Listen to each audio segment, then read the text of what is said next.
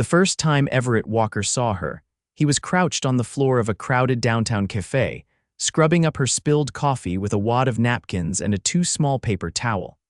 "Sorry," she gasped, crouching down beside him, her tan coat brushing against his arm. "I didn't see your bag there." Everett looked up, sweat clinging to his brow. His daughter's pink backpack sat beside his work boots, now splashed with caramel latte. "Don't worry about it," he said quickly, his voice low but kind. "It happens."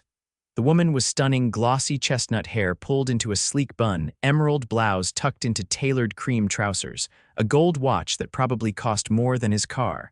But what got him wasn't her looks, it was her eyes. They were wide and warm, real. "I'll pay for your dry cleaning," she offered, already digging into her structured leather purse. He waved her off. "No need, these pants are on their third life." She laughed, a genuine laugh, not the polite kind. "At least let me get you a new coffee." He hesitated, glancing toward the counter. "I'm good, really." But she stood up and walked straight to the barista. "A large black coffee and a hot chocolate with extra whipped cream," she called over her shoulder like she knew. Everett stared at her. "How'd you know about the hot chocolate?" She smiled. "You've got a butterfly hair clip stuck to your hoodie." He looked down. Sure enough, little pink wings clung to the fabric. "Ah, my daughter Mia, she's 5, has a thing for butterflies and sugar." The woman returned with 2 drinks. "I'm Thea Hartley." He took the coffee, nodding. "Everett." "Everett Walker." They sat at the corner table. She leaned in, genuinely interested. "So, Everett Walker, what do you do?" "I work maintenance at Lincoln High. Fix broken boilers, replace lights, clean up after kids." He sipped his coffee. "It's not glamorous, but it keeps the lights on." "Mostly? Sounds like honest work," she said. Everett looked down at his coffee cup. "Yeah, well, I'm not out here winning awards." Thea tilted her head. "You're raising a daughter on your own. That's more impressive than you think." He blinked, caught off guard. No one ever said things like that. Before he could respond, his phone buzzed. He glanced at it. Mia's after-school program was ending early due to a power outage. "I've got to go," he said, standing fast. "My daughter, she's waiting." Thea stood too. "Of course." "It was nice meeting you, Everett." He gave her a polite nod and turned toward the door, not thinking much of it. Just a pretty stranger with fancy shoes and a kind smile.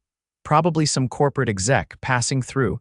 He didn't know her last name was on the side of half the buildings in the city. 3 days later, Everett walked into the same café, Mia bouncing beside him in her butterfly rain boots, her tiny hand tucked into his calloused one. "Daddy, can I get the whipped cream mountain again?" He chuckled. "If you promise not to eat the foam with your fingers this time." They stepped up to the counter and Everett reached for his wallet, but the barista stopped him. "It's covered," she said with a grin. "Miss Hartley left a tab for you." Everett frowned. "She what?" "She came in yesterday. Told us if you ever showed up again, your coffee and Mia's cocoa were on her." He stepped back, confused. "Why would she do that?" Mia tugged his sleeve. "Daddy, is that the coffee lady?" Everett turned. Thea stood in line behind them, holding a tablet and talking softly into a phone tucked between her cheek and shoulder. She ended the call, glanced up and lit up when she saw them. "You came back," she breathed, stepping forward. "I didn't know you bought my coffee." She shrugged. "Consider it an apology for the great coffee flood of Tuesday." Mia peered up at her. "You spilled coffee." Thea knelt down to Mia's level. "I did. Your daddy saved the day." Mia grinned. "He's good at that." Everett smiled tightly. "You didn't have to do all this." "I wanted to," she said, standing up. "Sit with me." He hesitated. But Mia was already heading to the corner booth with her cocoa, and Thea was looking at him like she wasn't ready to say goodbye, so he sat. Over the next few weeks, Everett kept running into her. First at the cafe again, then at the park, then at a fundraiser for Mia's school where Thea was quietly writing a check in the back of the room. "Do you live around here?" he asked one day after they ended up on the same bench during a Saturday street fair. She hesitated. "Not really. My house is uptown. I just like the neighborhood vibe down here." He nodded. "It's got character." Thea glanced at him. "So do you?" He looked away, rubbing the back of his neck. Compliments made him uncomfortable. She leaned closer. "You don't like compliments? I don't know what to do with them." "Well, get used to them," she said, her voice soft. "Because I like being around you." He looked at her then, really looked. The way she chewed the corner of her lip when she was nervous, how she always brought an extra napkin for Mia, the way she asked about his day like it actually mattered.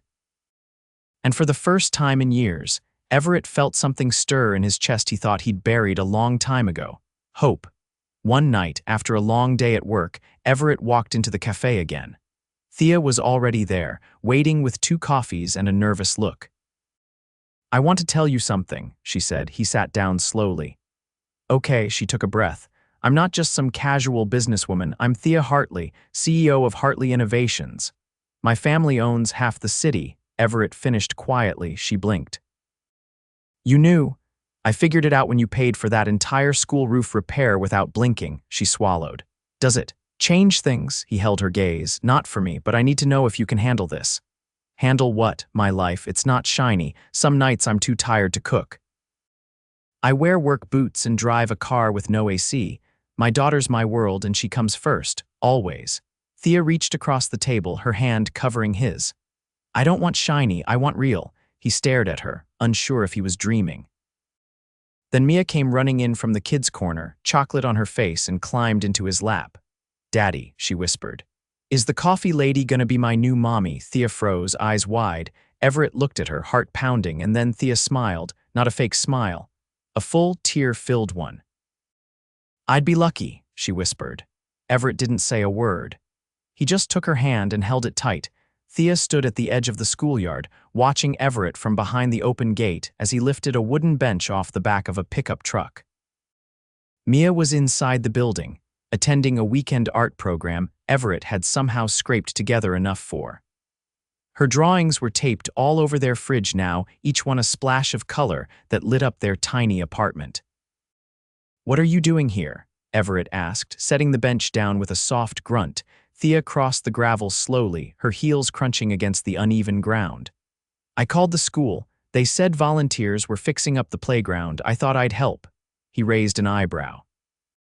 "You're gonna help dig holes in those shoes." She glanced down at her open-toe wedges. "I brought sneakers." He blinked. "You keep sneakers in your car." "I keep everything in my car," she said, lifting the trunk of a sleek black SUV that gleamed like glass under the sun. Inside was a tidy row of organized compartments, a change of clothes, bottled water, a first aid kit, even a toolkit. Everett let out a low whistle. "Prepared for the apocalypse, I see." She handed him a bottle. "Or a schoolyard bench installation." By the time the third bench was bolted down, Thea's hair clung to her forehead in damp curls, her cheeks flushed. Everett offered her a rag from his back pocket, and she took it without hesitation. "You're not what I expected," he said, watching her wipe her hands. She looked up, a streak of dirt across her cheek. "What did you expect?" he shrugged. "Someone who signs checks but never shows up. Someone who doesn't know how to hold a drill." She turned the drill in her hand, then handed it to him. "I've signed my share of checks, but this feels better." He studied her face for a moment, then reached out and gently brushed the dirt from her cheek with his thumb. She didn't move. "I want to tell you something," she said quietly, "but I need you to promise you won't walk away." "I don't make promises I can't keep." Her eyes searched his. "My father wanted me to marry someone from a family like ours, someone with a legacy, power, influence. When I was 22, I almost did." He didn't interrupt. "But I called it off 2 weeks before the wedding. I couldn't do it. I didn't love him. And I realized I was being used to merge empires." Sounds like a business deal, not a marriage. It was. "And when I walked away, my father told me I'd regret it, that I'd never find someone who didn't want something from me." Everett leaned against the bench. "And what do you think I want?" "That's just it," she whispered. "You haven't asked me for a thing, not once. And I can't figure out if that terrifies me or makes me trust you more than I should." He looked at her, really looked, not at her name, not at her title, just her. "I don't want your money, Thea.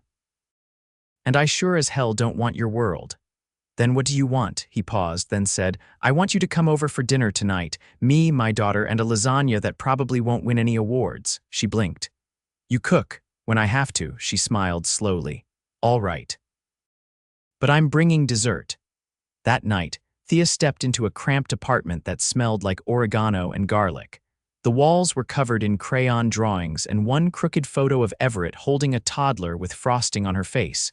Mia ran to the door in socks and a glittery t-shirt. "You came. I wouldn't miss it," Thea said, kneeling to give her a hug. Everett stood in the doorway to the kitchen, drying his hands on a towel. "Hope you like overcooked edges and not enough cheese." She followed him in and stopped short. The table was set. Not fancy plastic forks, paper napkins, but every detail was thoughtful. A small candle flickered in the center, and Mia had written Thea on a folded piece of drawing paper. "I think I'm going to cry," she said, blinking fast. He handed her a glass of water. "Don't." Mia already asked if this was a date, and she's watching us like a hawk. They sat down, and over dinner, Thea laughed more than she had in years. Mia told her about her butterfly sticker collection, and Everett told a story about the time the school mascot costume caught fire during a pep rally. Thea couldn't stop smiling. Later, when Mia was asleep on the couch clutching a stuffed giraffe, Thea helped Everett clean up. "She's amazing," she said, stacking plates in the sink. "She saved me," Everett said, rinsing a dish. "When her mom left, I didn't know what the hell I was doing." "Still don't some days, but I get up, I show up. That's all you can do." Thea dried her hands and leaned against the counter. "You make it look easy. It's not, but it's worth it." A beat passed. Then she asked, "Do you ever think about what you want?" "Just for yourself," he dried his hands slowly. "I used to, then survival took over. Maybe it's time to start again." He turned to face her. "And you, what do you want, Thea?" Her voice was quiet. "To stop pretending I'm okay at the top of a skyscraper when I'm lonely as hell inside it." He reached for her hand, rough fingers closing gently around hers. "You're not alone anymore," he said. She didn't pull away, not even when the silence stretched between them, full and warm. Not even when the rain started tapping softly against the window, and especially not when he leaned down, paused just inches away, and said, "If I'm reading this wrong, tell me now." She stood on her toes and whispered, "You're not." Their lips met, nothing flashy, nothing practiced, just real. When they pulled apart, Thea exhaled shakily. "I should go," she said, brushing her fingers through her hair. He nodded. "I'll walk you out." At the door, she turned to him. "Everett? Yeah, this wasn't just dinner. I know." She stepped into the hallway, looked back once, then disappeared down the stairwell. Everett closed the door behind her, heart pounding. Outside, the rain fell harder. But for the first time in a long time, he didn't feel like he was standing in it alone. Everett stood at the top of the courthouse steps, his hands shoved deep into the pockets of his jacket, staring out at the city that always felt just a little too big for someone like him. Below, Thea's car turned the corner and disappeared into the Monday morning traffic. She had offered him a ride, but he declined. He needed air, space, time to think. Inside his chest, something was shifting, and that terrified him more than anything. "You okay, Dad?" Mia's voice tugged him back. She sat on the bench near the entrance, swinging her legs, a juice box cradled between her knees. Miss Ramirez, their neighbor, sat beside her, flipping through a magazine while keeping a watchful eye on the girl. "Yeah, baby," he said, crouching to tie the laces of her boot. "Just thinking." "You think a lot since the coffee lady came around," she said. He gave a low laugh. "Yeah, I guess I do." Later that week, Everett stepped into the maintenance office at Lincoln High, wiping sweat from his brow. The heat in the West Wing had gone out again, and he'd been crawling through ducts since sunrise.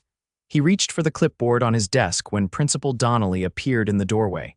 "You've got a visitor," he said, tilting his head. Everett frowned. "Now, she's waiting by the gym." Said she wouldn't take long. When he turned the corner, Thea stood beneath the yellowed hallway lights in jeans and a navy coat, her hands tucked under her arms to fight the chill. Her eyes landed on him and she straightened. "You okay?" he asked, walking toward her. "I had a meeting nearby," she said quickly. "Figured maybe I could steal 5 minutes." He glanced around the empty hallway. "You're standing in a school that smells like mop water and popcorn, not exactly your usual scene." She stepped closer. "It's not about the scene, Everett." He watched her carefully. "Then what is it about?" She hesitated, then reached into her coat and pulled out a folded paper.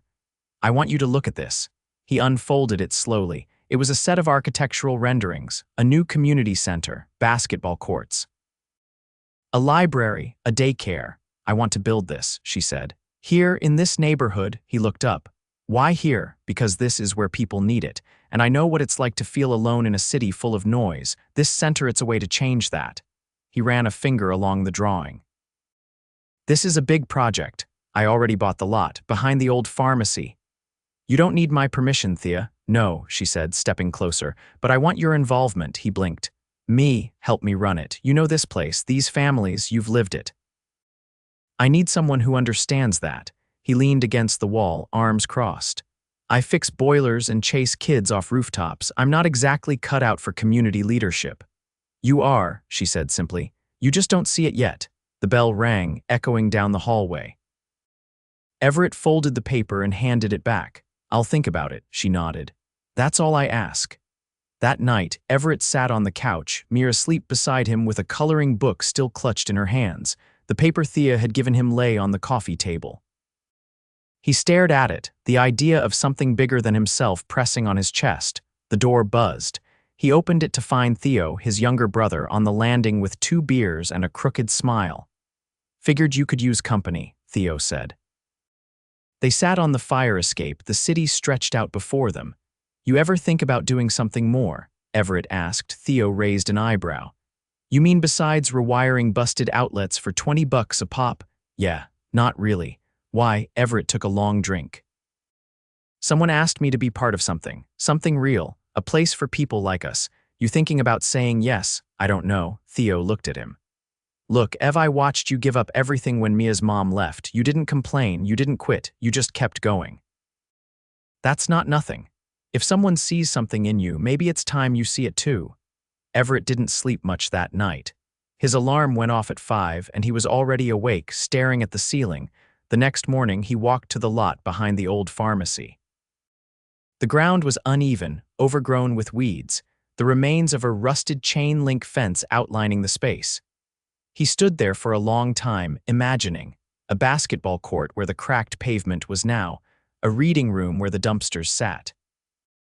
A place where Mia could grow up seeing more than struggle. He pulled out his phone and dialed. When Thea answered, he said, "I'm in." She didn't speak for a moment. "Then you're sure?" "Yeah, but I don't want to just sign papers. I want to be there." "Every step." "Good," she said, her voice thick, "because I wasn't asking you to stand back." Weeks passed. The project moved fast. The city council approved the plans and construction began. Everett found himself in meetings with architects, designing after-school programs, and talking with families from the neighborhood. And Thea, she was always there, not as some distant sponsor, but beside him. They worked side by side, and every day the space between them narrowed. Late one evening, Everett stood in what would become the main hall, now just beams and dust. The moonlight filtered through the unfinished windows. Thea stepped in behind him, her heels quiet on the plywood floor. "You're still here," she said. "Couldn't sleep." She joined him at the center of the room. "You know, when I was a kid, my nanny used to take me to the downtown library. I didn't realize until I was older that she walked 5 blocks out of her way just so I could sit in a quiet place and read." He looked at her. "I want this place to be that for someone else," she said. He reached for her hand. "It will be," she exhaled slowly. "I'm scared." "Of what?" "Of wanting this too much. Of needing something real and not knowing if I deserve it." Everett pulled her closer. "You do." They stood there, surrounded by the bones of something new, and in the quiet, it felt like the start of something neither of them ever expected to find. Not here, not like this, but exactly when they both needed it most. Everett stood in front of the full-length mirror in his bedroom, tugging at the stiff collar of the only suit he owned. It was dark blue, a little snug across the shoulders, but clean and pressed. Mia sat cross-legged on the bed behind him in a frilly white dress with butterflies stitched along the hem, brushing her doll's hair with intense focus. "You look like a movie guy," she said, not looking up. He adjusted the cuffs. "That good or bad?" "Good." "But your face still looks like you don't know how to smile." He turned slightly, catching her gaze in the mirror. "I'm just not used to big parties." She tilted her head. "But Thea said it's important." "I know." Thea had invited him to the Hartley Foundation's annual gala, an event he'd only ever seen in glossy magazines, where she planned to publicly unveil the community center project. He'd hesitated, unsure if he'd belong in a ballroom full of suits and designer gowns. She hadn't pushed, just handed him the invitation with a quiet, "Be there if you want to stand beside me." He wanted nothing more. Miss Ramirez knocked on the doorframe, coat draped over her arm. "Ready when you are. I'll keep her until tomorrow, don't worry." Everett kissed Mia's forehead. "Be good." "I always am," he raised an eyebrow. "Okay, mostly." The Hartley Towers ballroom was the kind of place Everett had only ever seen lit up from outside, the kind of place with velvet ropes, marble floors, and ceilings so high they seemed to vanish. He stepped through the entrance, uncertain, until a valet nodded toward the grand staircase. He found her at the top. Thea stood in a deep sapphire gown, her hair swept back, diamonds at her ears catching the light. But it wasn't any of that that made him stop mid-step. It was the way she looked at him, like he was the only person in the room. "You came," she said, descending toward him slowly. "I told Mia I'd try smiling, not sure it's working." "It is," she said, slipping her hand through his arm. "You look right." He leaned in. "These shoes are killing me. Come on, I want you to meet someone." She led him through the crowd, stopping near a man in his 60s with silver hair and a posture honed by decades of boardrooms. "Everett, this is my grandfather, Harold Hartley." Everett extended a hand. "Sir," the man returned the handshake with a surprisingly firm grip. "So you're the man who's been keeping Thea out of her office." Everett glanced at her. "She's been working harder than anyone." Harold studied him. "You're not intimidated by all this, are you?" Everett shifted his weight. "I've worked in boiler rooms hotter than this place. I think I'll manage." The older man's mouth twitched. "Good. This family could use more honesty." Thea pulled Everett aside as the crowd drifted toward the stage. "You okay?" "I just met the man who probably bought the moon." She laughed softly. "He likes you." He raised an eyebrow. "That was him liking me, trust me. If he didn't, you'd know." The lights dimmed and Thea stepped onto the stage.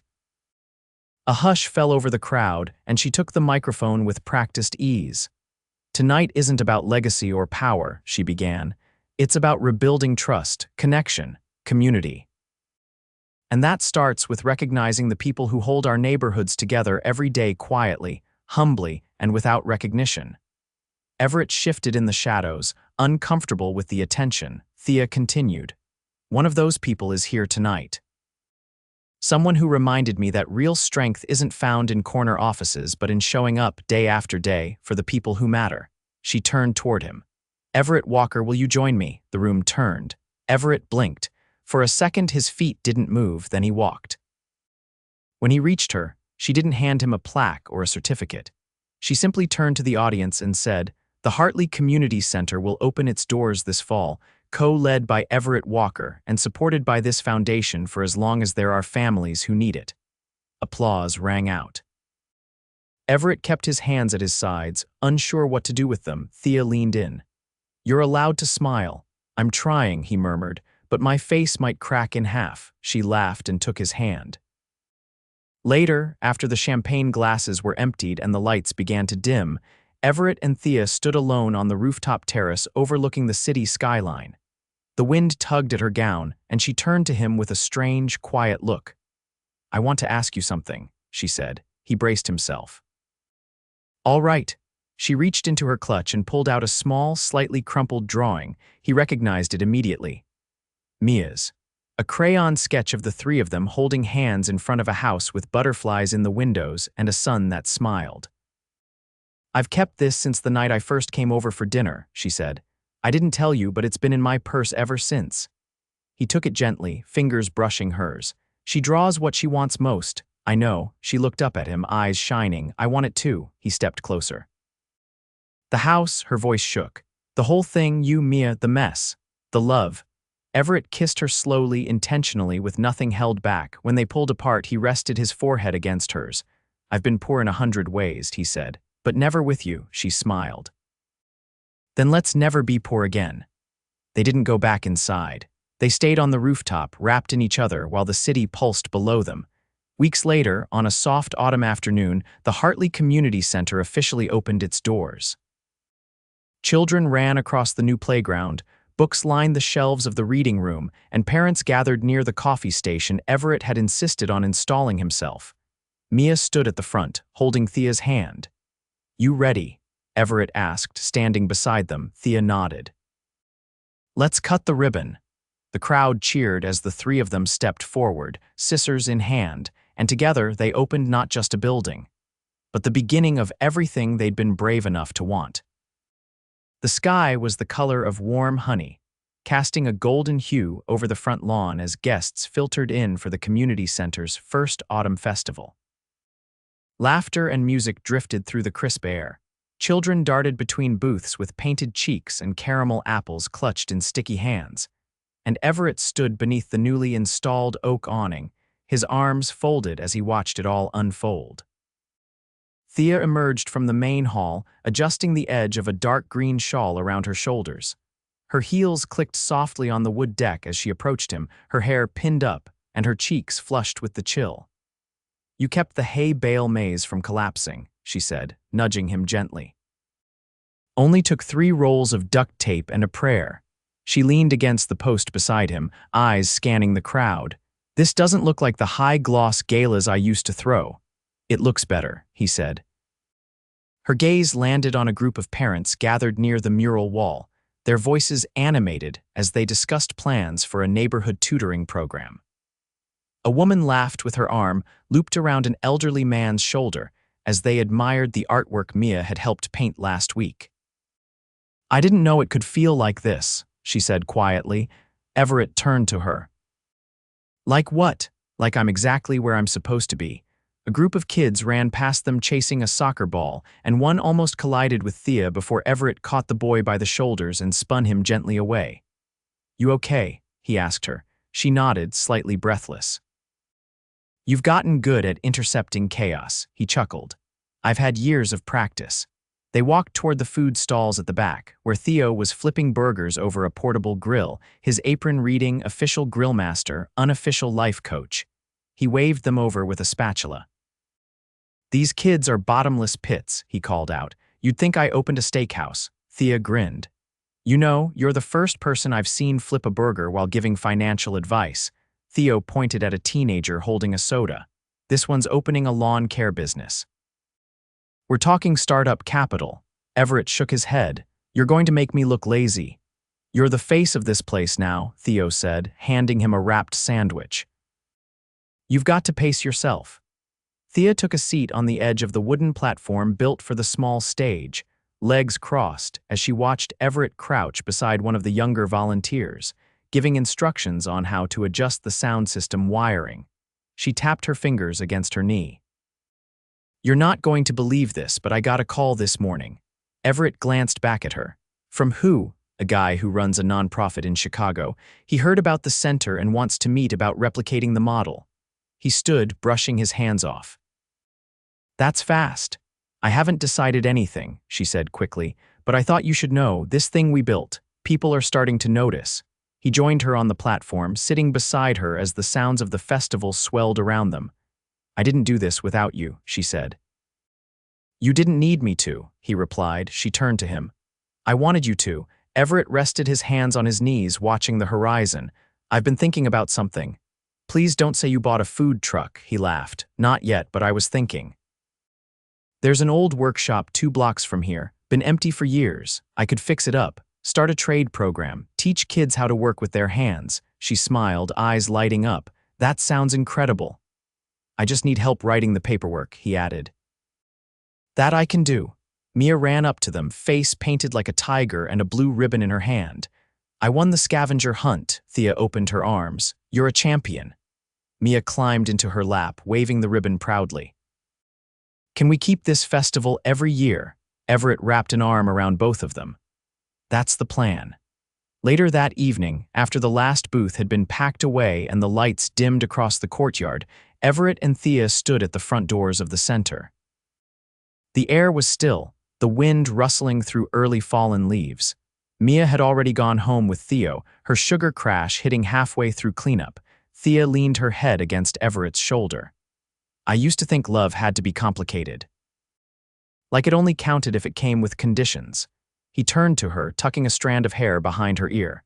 "And now I think it's the simple things that make it real, showing up, staying, choosing each other when it's not easy." Everett's voice was low. "I choose you, Thea." Every day, she looked up at him. Even on the days when I forget to eat and text you 5 times about the wrong building permit, he smiled. Especially then. She reached into her coat pocket and pulled out a small velvet box, his brows lifted. I had this made, she said, opening it slowly. Inside was a key, gold with a butterfly engraved on the top. I bought the brownstone on Maple, she said. The one near the school, it has 3 bedrooms, a garden, and space for a workshop downstairs. He stared at the key, stunned. I want to come home to you, she said, not just visit. Not just stop by, I want to build a life with you and Mia, no pretense, no distance. He looked at her, eyes full. You're sure, she nodded. I've never been more sure of anything. He took the key, turning it over in his hand, and then pulled her into his arms. They kissed beneath the glow of the center's porch light, the doors of their second chance wide open behind them. 1 year later, the brownstone on Maple was filled with life. Mia's art covered the kitchen walls. Everett's workshop hummed with voices and sawdust. Thea worked from an upstairs sunroom, now lined with books and blueprints for centers being built in 3 other cities. On a quiet Sunday morning, Everett stepped into the backyard, coffee in hand, as Thea knelt in the garden with Mia beside her, planting marigolds. You're going to get dirt in your hair again, he said. Mia grinned. That's the fun part, Thea looked over her shoulder. You coming to help? He set the coffee down and knelt beside them. What are we planting next? More butterflies, Mia said confidently, holding up a packet of seeds. Thea leaned in, brushing her fingers across Everett's jaw. We're growing something good here, aren't we? He kissed her softly.